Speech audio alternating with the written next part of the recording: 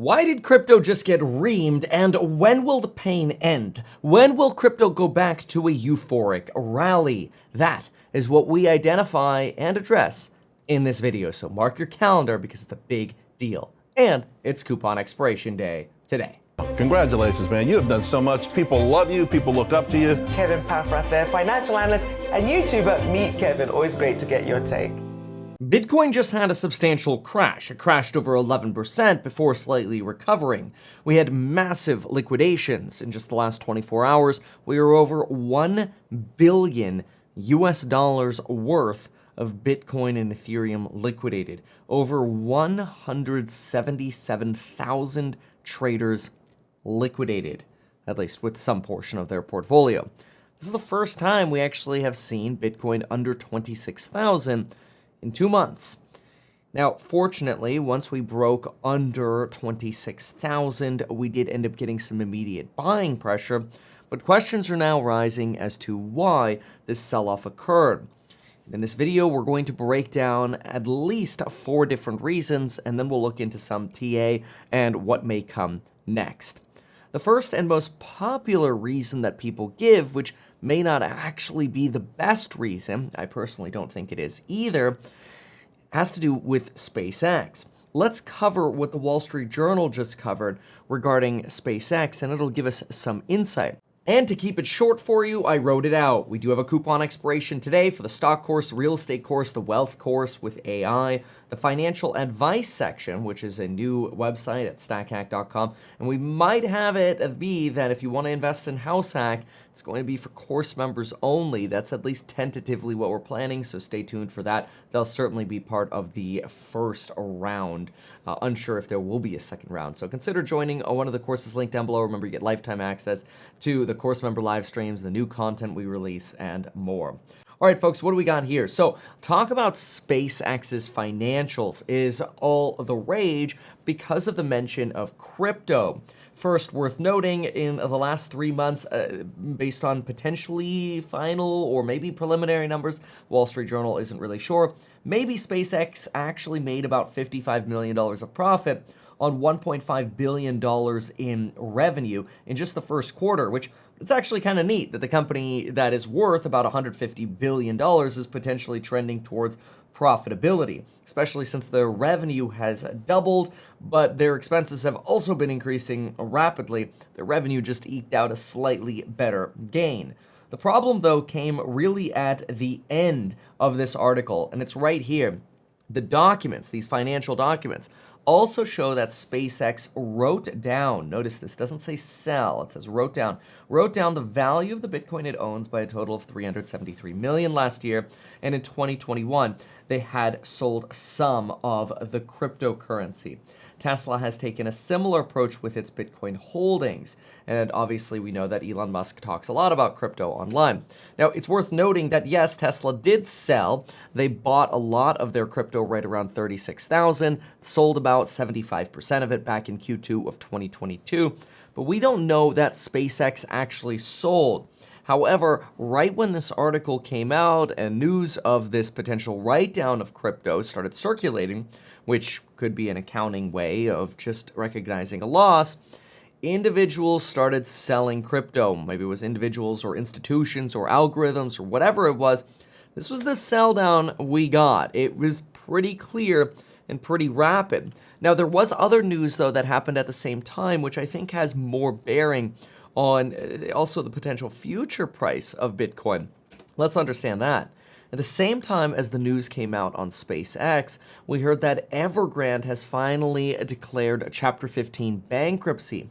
Chapter 15 is a bankruptcy for a foreign entity going bankrupt, and it is a petition that you file in the United States for assets exposed to, well, basically people and assets in the United States. There's about $19 billion of restructuring required for Evergrande's offshore debts. It would be one of the largest Chapter 15 restructurings ever. And what's important here is that we already know Evergrande is a defunct company. They have been for the last 2 years. So this is really more of a formality. If 40% of property developers in China have already defaulted or missed a payment. So this isn't really a massive surprise. But when you combine this Chapter 15 filing with news that maybe SpaceX is writing down its crypto, institutions or potentially algorithms or individuals started considering their exposure to Bitcoin as maybe a risk asset. Now, a lot of people are going to look at that as a buy the dip opportunity, but you have to consider this. Even though crypto is banned in China, the people of China tend to use crypto to hedge against the devaluing of their currency, the yuan. Renminbi is the currency system. What's wild here is that ordinarily you would see and expect more buying of crypto during a yuan weakening cycle. But that's not what historically happens. The last time the yuan was devalued substantially in 2015, Bitcoin fell by more than 23%. So that could happen again. In other words, stress in China could lead to pain for all risk assets. Consider that the Hong Kong stock market just fell into bear market or a bear market territory again, basically falling straight since January and finally entering a bear market again. That is, we had hope that China would recover strongly. We had some revenge spending in January and everything was going great. In fact, people in America thought China was going to cause inflation for the world again. But what ended up actually happening was that spending didn't last in China, and now China is probably in a deep, dark recession. But that's more for a different video, in the depths of the Chinese problems. What's worth noting, though, is that Chinese individuals could, if they wanted to limit their risk and get away from something maybe as volatile presently as Bitcoin, they could buy US dollars. Now, a lot of people know this, and this is the smart thing you should be thinking of is, wait, but what about capital controls? True. There's a limit of 50,000 US dollars that you can buy per year in China.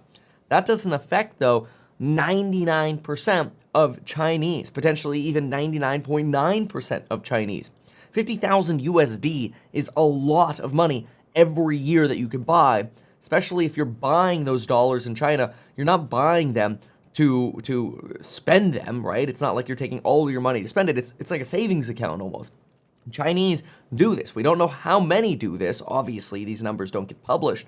But there is a belief that when China's economy goes to crap, people do whatever they can to hedge. And they hedge with the strongest, least volatile currency that presently exists. And I hate to say it, that's the US dollar. And I recognize that in a crypto video, the last thing we want to say is say that fiat, especially the dollar, is some kind of safe haven. But that's at least the way it's seen right now, especially in China. It's certainly less volatile than crypto, at least at this point, hopefully not for the long term. And it is a hedge away from that devalued yuan. Remember, China's going to have to stimulate to prevent their economy from going into a depression, a deflationary depression. But the more they stimulate, the more they weaken their currency unless they can get productivity growth up. But China's basically destroyed productivity and capitalism because they don't know how to run, well, a country. Anyway, again, that's a topic for a different video. Point being, if you're someone in China, you might be thinking, okay, do I want exposure to risk assets right now when we're going into a Chinese bear market, potentially a global bear market or recession? Or do I move to US dollars, where if we're going into a recession, maybe the dollar is the strongest of all of the weakest stuff, especially since gold hasn't been too useful and it's a little harder to get your hands on anyway. Okay, there is some other news though. Okay, so number one, SpaceX. Number two, Evergrande. We did get some plus and minus news with the SEC. We heard on the plus side that the SEC is probably not going to reject an Ethereum futures ETF. Keep in mind, futures are contracts, they're not actually coins. However, the SEC is planning to delay any kind of Bitcoin spot ETF response until at least 2024. How convenient, election year. Now, another thing to consider is, of course, is Bitcoin just being a market follower rather than a trendsetter? And it is possible that the signaling of Hong Kong going into a bear market and the SpaceX write-down is just another way of reminding individuals and investors and institutions of the macro pain of Jerome Powell's higher for longer regime. That's very likely. It's very likely that macro, in terms of higher for longer rates, put pressure on risk assets, and unfortunately, Jerome Powell's potential overdoing it could end up hurting all risk assets, stocks, and of course, crypto. Now, expectations are still starting to gear up that we might be looking at a rate hike in November. What we really need is that to get unpriced to really start expecting a new bull market cycle. So if we start unpricing more Fed rate hikes and we go to Fed is done or pause, then yields can fall and we could actually expect the Fed not to yoink our chain again. Okay, now when we jump over to the technical analysis, aside from one more time taking a chance to remind you about that expiring code tonight, email us at staff@meetkevin.com if you've got bundle requests. A lot of people bundle requesting, by the way, from the courses to financial advice.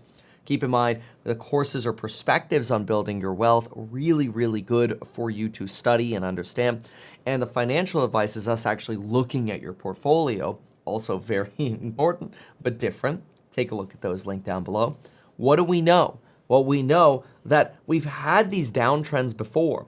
The last downtrend we had was obviously between the banking crisis, where we actually saw a rally during the banking crisis, and the following of the banking crisis, which led to this downtrend turning into a nice rocket up. Unfortunately, this current downtrend, and that's the problem with breakouts, is unless we have a convergence up or down, we don't exactly know which way that breakout is going to go. We just had a breakout to the downside.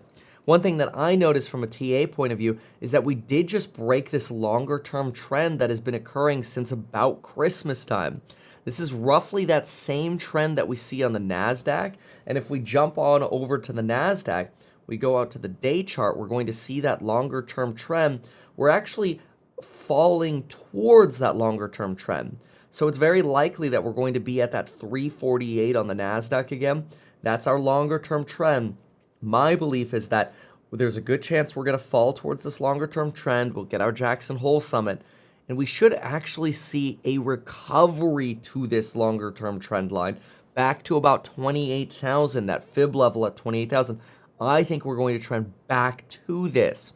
Now, keep in mind, you've also got companies selling off, like Riot or Marathon, some pretty large sell-offs here. You can see we got rejected. We didn't really get super close, but we did get rejected by roughly that 2180 line, which was pretty important previously. And then if we go on over to HUT 8, another one a lot of folks are looking at, we can see that rejection again over here. Not as much respect for that 337 line as we've seen in years past, but also quite a bit of a correction here. So what does this mean for the future? Well, I think that we got a little bit more bad to go, at least on those tech indices. Got to get through Jackson Hole. If we can get some kind of positive talk that macro is going to be less bad, you still have the weight of China pushing down the crypto market, especially as Chinese potentially favor, I know it sounds crazy, but USD over the riskier assets at the moment, just as a safe haven as they get through their recession. We should be seeing some sort of recovery, though, once we get some more confidence from J-Pow. Now, are we going to get confidence from J-Pow? Well, that's the big, $20 question here, maybe $20 trillion question here. I get comments every single day about people that are like, what do you mean, Kevin, inflation is solved? Have you seen how expensive everything is? I've never said prices have returned to the levels where they were before COVID, and quite frankly, A, they don't have to, and B, they probably won't. But as inflation, that is the rate of price growth, slows to basically flat, Jerome Powell and the Fed should declare victory on inflation, that is continuing prices going up. As long as that stops or slows substantially, we need them to declare victory so they could stop raising rates and actually start reducing rates. That's really important for the crypto market. So you need all of these things to clear out, and then you could really get a bull market. So think about this. Rate cuts, SEC ETF spot approvals, China solving all of their issues, You get these things out of the way, and that's when you're really going to start opening up a potential for a euphoric crypto rally. But you need all of this mess to get through first. So if you're wondering, is it time to buy the dip? I don't know. There's potentially more pain ahead. But once we get through those things, and if you can see the light at the end of the tunnel, it could always be a good time, especially since once those things are cleared, that's when we're expecting real euphoria could enter markets again. Thanks so much for watching. Check out the programs on Building Your Wealth link down below. Appreciate y'all. We'll see you soon. Goodbye. Now, I want you to know this. When it comes to AI, time is what's going to make you money. And if you can prove that value to an employer, you'll always be able to be employed. So this is another way of making sure that you don't get replaced by artificial intelligence. If you can master AI by starting on the ground floor, let's go.